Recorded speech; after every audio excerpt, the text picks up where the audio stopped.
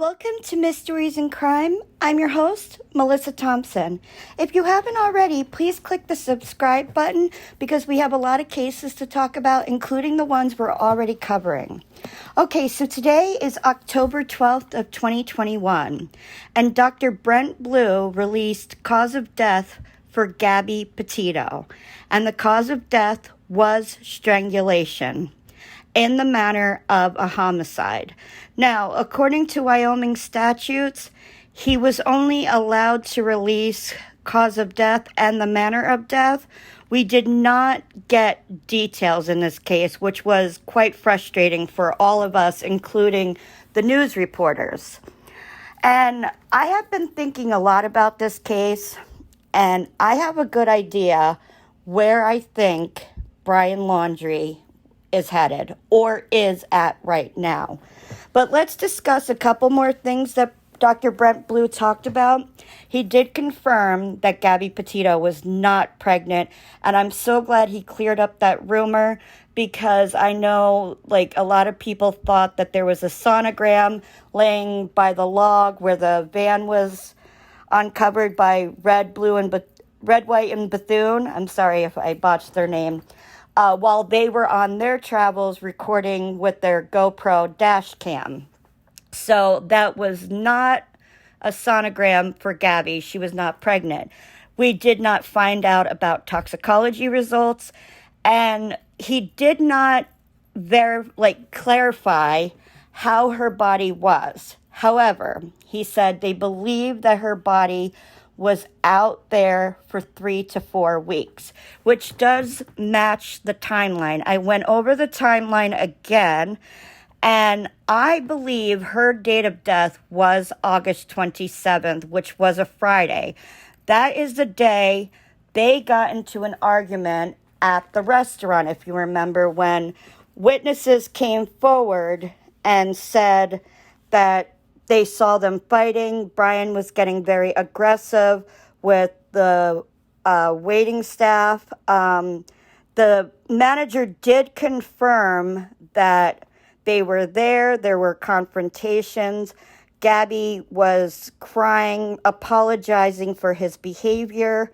And this was only a few days after he had come back from flying to Florida to supposedly close out their storage locker. But I have another theory of why he went home. I think he was developing a plan because I actually think Gabby wanted to get out of this relationship.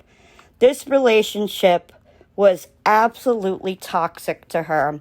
And I believe her father was talking to her about this. And you have to remember the park ranger, Melissa, talked to her and said, this is a good time to reflect on your relationship on the August 12th incident where the police botched that and made Brian the victim when we all know Gabby was the victim. She was in hysterics while Brian was making small talk and stupid jokes to law enforcement. I found the whole thing absolutely disgusting. I am very upset about how they handled this situation, as I'm sure Gabby's family feels betrayed. If they had done the right thing that day and really listened to all the witnesses' statements and not befriended Brian like they did, I think they could have got to the truth. So let's go on to the fact that Dr. Brent Blue believes her body was out there for 3 to 4 weeks. He did not say if it was manual strangulation or he used something to strangle her, but my bet is that he used his hands. This was the cause of death that I have been thinking in my head that Brian did. He was a very dangerous person to Gabby. He brought Gabby down. He didn't believe in her. He made her feel insecure. He took her away from her family. He took her away from friends. And we know that she would leave that relationship and go to her friend Rose's house because they did have a DV relationship. Brian was the controller. and he whittled her down until she had no self-confidence. So August 27th, the restaurant incident happens. And that is the day that happened between 1 and 2 p.m. That day is also the day that Red, White, and Bethune captures the van parked on the side of the road where Gabby's body was eventually found in the Grand Teton National Forest. I do not think that she was buried. And the reason I think this is because he was trying to hurry everything up so he could get the heck out of Dodge. That's my opinion only.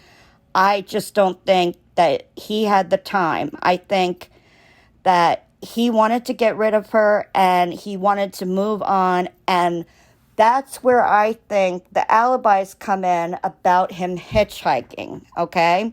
I think we've all been through that idea that the witnesses that came forward saying that he hitchhiked, I think that was all for an alibi.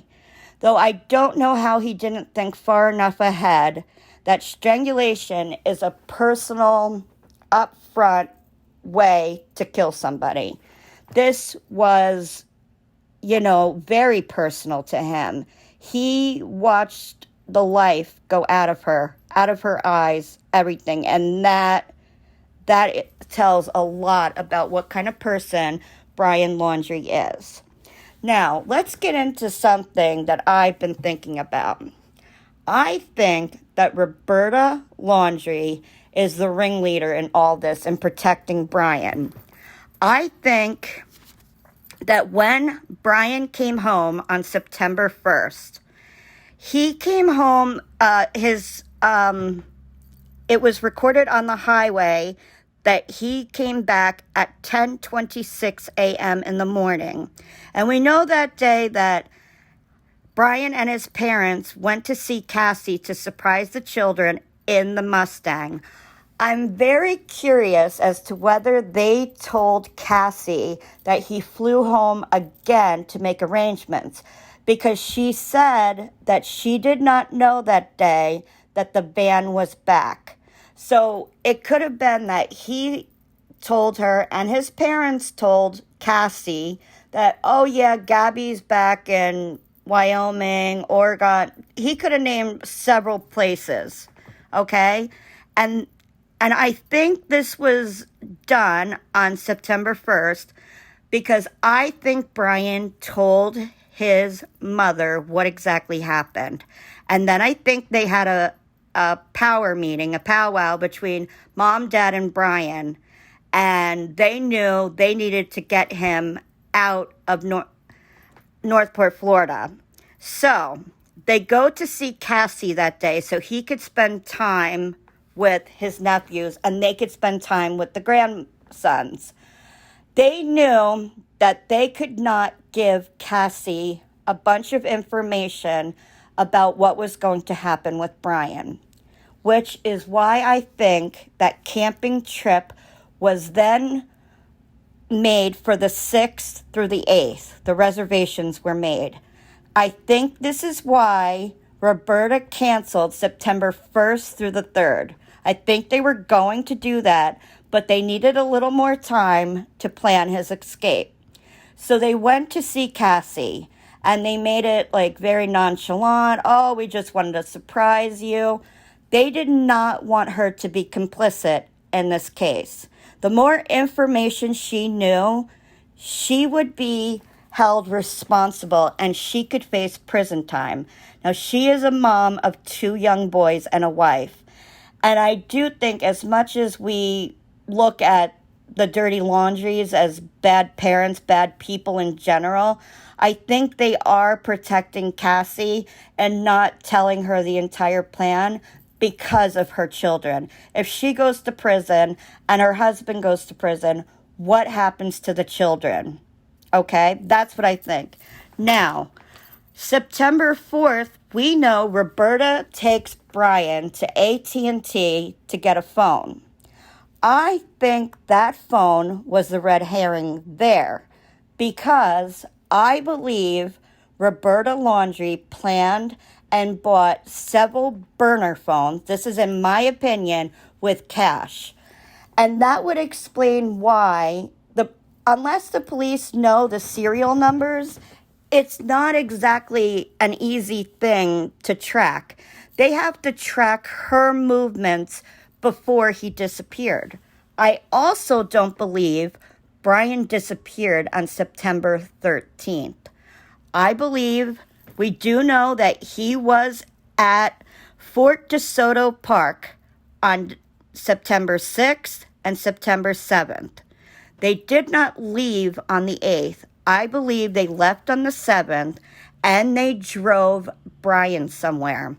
This little camping trip was a plan for Brian to escape. I think Roberta cooked this up. I think this was a last way to say their last goodbyes to Cassie, because even the parents, I believe they know exactly what's going on with Brian. They don't want Cassie to know what's going on with Brian. So they wanted to spend some time with Cassie and her family. So Cassie shows up on September 6th. She said she was there from 2 p.m. to 8 p.m. Now, that day was probably normal, and they probably really didn't discuss Gabby. I'm sure it was that she was in another state and he was going to fly back.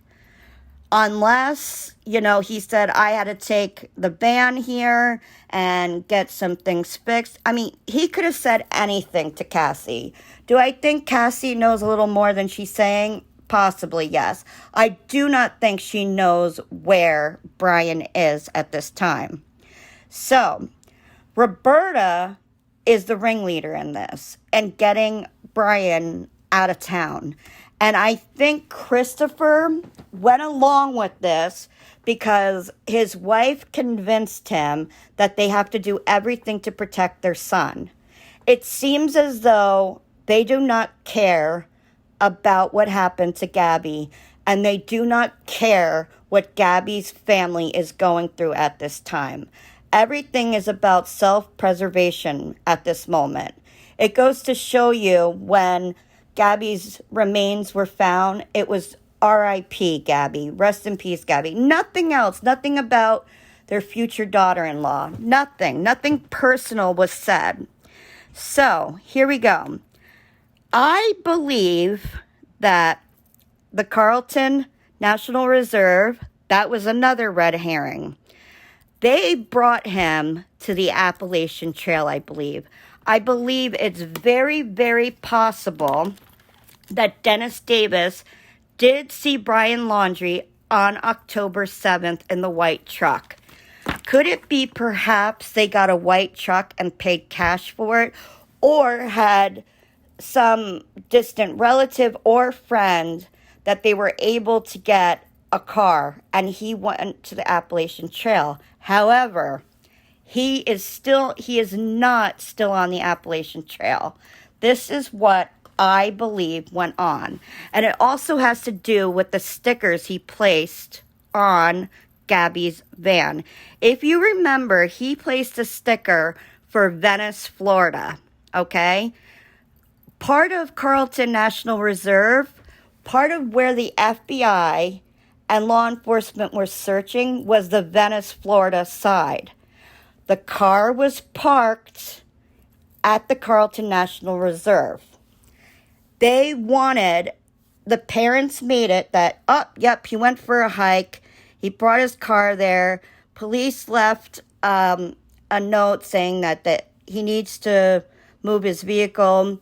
The parents claimed to have left a note saying, we're worried about you, please come home. That was another part of the plan that they did at the camping trip. All of this was pre-planned, you guys. I don't think Brian ever came back to the Northport house after the Fort DeSoto Park camping trip. I believe the parents drove him and got the white truck. And I do believe Brian was headed to California. Not California, North Carolina, but California, the state on the West Coast. And the reason I believe this, What is Brian comfortable with? He likes the outdoors. He likes isolation. He likes the Appalachian Trail. But what are people going to look for? They're going to look for his favorite places. So if he is comfortable with the Appalachian Trail, he needs to find someplace like it. And from what Dennis Davis told us, that he had a fight with his girlfriend, that makes sense in the timeline. We know on August 27th that Brian and Gabby had an argument at the restaurant. She was very upset, and I told you that's the day I believe she lost her life. I believe Brian told Dennis this because he's making this whole scenario in his mind that he's going to California to Dennis Davis, to make up with his girlfriend. But Gabby is already gone. I believe, you guys, he is on the Pacific Coast Trail. This is a very, very difficult hiking trail. It's very isolated. If you ever read the book Wild, Wild was also a movie with Reese Witherspoon. It's a very, very difficult hiking trail. But Brian is very comfortable with difficult. In fact, Gabby's mom, Nicole Schmidt, said on Dr. Phil that Brian would brag about how good he was at survival and hiking outside, and he would often hike barefoot. The Pacific Coast Trail spans 2,650 miles. And you guys ready for this? It goes from Mexico to Canada through California, Oregon, and Washington. Where did Dennis Davis say that he was sure that Brian was going? He was going to California. He needed to get away from everybody. And where would the best place to go? He needed to cross this country. And through the Pacific Coast Trail, he could get to Mexico and he could get to Canada. And remember, he's a healthy 23-year-old young man. He's in good shape and he's an expert hiker. So he can get a lot of mileage done in a day. I believe his parents set him up with plenty of cash to leave with, where he wouldn't need to use credit cards. I also think it's quite possible that they had gasoline in, the red little tanks that you could fill for your lawnmower and such. I believe they also set him up for that. It's possible that he has disguised himself where people don't see a bald man anymore. Remember in the pictures that Cassie showed of September 6th, where he had a bandana over his head. And Dennis Davis said that his experience with whom he believes 99.9% was Brian Laundrie, he had a bandana over his head. He needs to disguise himself to not be the bald, skinny, white guy that everybody is looking for. He could definitely hide out on the Pacific Coast Trail, especially if he had the ability to filter water, and I'm sure he knows how to feed himself out on this terrain. I believe that's where Brian was headed.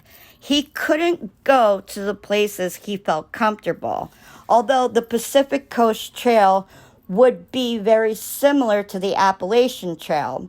It's isolated. It's a hard hike to do. It's expert level. And he could do this for months on end. In the book Wild, this woman ends up going out for months. And there's little stops that you could take while on the Pacific Coast Trail.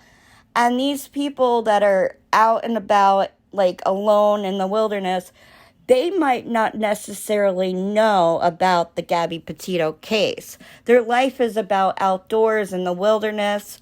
And if he's disguised himself, which I think was part of the plan, I think he very well could hide out on the Pacific Coast Trail, which is why I think that they have had no luck searching the Carlton Reserve. I think Brian never went to the Carlton Reserve. The sticker on Gabby's van was to point to the Carlton Reserve as well, because we're talking about Venice, Florida. I think he put the other sticker, Happy in the Woods, because that's where he left Gabby. He left her in the wilderness out all alone, and I think he felt happy that he took her life. He did not want her to go on and live a happy life without him. And I'm very curious if she wanted to get away from the relationship. I'm wondering if she started to see on that day, August 27th, how he acted at the restaurant. And we know August 12th was a bad day between them, with the Moab police officers going on, and poor Gabby was accused as being the perpetrator. She was the abuser, which is insane. I just can't believe that those officers treated her like that. And today, Brent Blue touched on the fact that this is a DV case. And we knew that. We know that Brian is a manipulator. And where does he learn that from? In my opinion, it's Roberta. It's not Christopher as much. Roberta is the one wearing the pants in that family. She is controlling this. She's ready to protect baby boy at all costs. Doesn't matter about anybody else. It's all about Brian. So if I was on the West Coast, you guys need to keep a lookout for him. He very well could be on that Pacific Coast Trail. And if that was me, I thought about this. If that was me, not that I would do any of this, you guys, but you need to be somewhere that you're comfortable in. You need to be isolated. He cannot go on the Appalachian Trail because that's where people think he is. His parents wanted them to believe that he was at the Carlton Reserve. But you see, you guys, he never made it home after the camping trip with his parents. I am almost positive of that because law enforcement confirms they never saw Brian. They believed Brian was in the home, and their only interaction when they came to the door to talk to Brian and his parents, where the parents gave them their lawyer's number and name, and that was it. They said that the encounter was quote-unquote odd. And odd is, to say the least, in this situation. I don't know how these parents live with themselves every day knowing that their son is an alleged murderer. I mean, he watched the life go out of Gabby's eyes. He watched that, and he left her out there all alone while he planned to have alibis by camping alone and saying that he needed to get back to his fiance. And then he booked it back to Florida because he needed mommy and daddy's help. And he knew mommy would definitely help. And if mommy helped, daddy would help. He used her cards. The lawyer confirmed this on Dr. Phil. So I'm going with the Petito family's lawyer on this one. He said that Brian racked up over $1,000 to get back home to Northport, to his parents' house with Gabby's van. And that's when he added, well, I guess he had added the stickers before that, which was very strange that he would do that, add those stickers. But they were there for a purpose. There is more than one red herring in this case. That Mustang was parked at the Carlton Reserve to make everyone believe that he was there hiking. But he never went there, you guys. I am almost positive. You have to remember, 75% of that was underwater. Look how law enforcement had such a hard time trying to get through that place. And the only thing that Josh Taylor said they had to go on was what the parents said and that his vehicle was parked there. So does it really make sense to believe that Brian went there? No, Brian booked it out. I mean, Dog the Bounty Hunter doesn't believe Brian is in Mexico. It's possible, but my bet, I think he's headed to Canada if he's not staying in the California, Oregon, Washington area. And remember, they were supposed to end their trip on October 31st, 2021 in Oregon to celebrate Halloween. Gabby loved Halloween, and she was so excited about that. And I believe he was the one that put up that Instagram picture of her holding the pumpkin and saying Happy Halloween. He said Happy Halloween because he knew, in my opinion, that he killed her. And what did he leave as her emoji under that? A fly. And if you look back in the Bible, a fly represents demonic behavior, evil. And we know what Brian's favorite book was, Fight Club, where the main character is fighting two personas. You have the persona that Brian shows everybody else that he's this nice, wonderful guy. And then there's the persona that he shows Gabby, where he's in control and she's not. And you can't make anything of yourself. You're nothing. When we all know she was the better person in this. He took the life out of a beautiful young girl. I mean, John Walsh is right. There's no other person that is a suspect in this case. And I'm very curious now as to where the FBI is going to go. Are they going to put out a press conference? Are they ready to say that Brian is wanted for murder? I really, really would like to know some more information about the autopsy. But I guess we're going to have to wait and see. Everybody on the West Coast, please look out for Brian Laundrie. I will keep you guys posted on more things that I hear about this case. And I will be doing some videos about our dear friend Donald Wells. I'm just being sarcastic on that. Lots to say about that situation. So I hope you guys will stay tuned. Subscribe if you haven't already. And comment down below. Tell me what you guys think about the cause of death. Was it what you suspected, or were you expecting something else? I hope all of you are having a beautiful week, and I will see you all very soon. Take care, you guys. Bye-bye.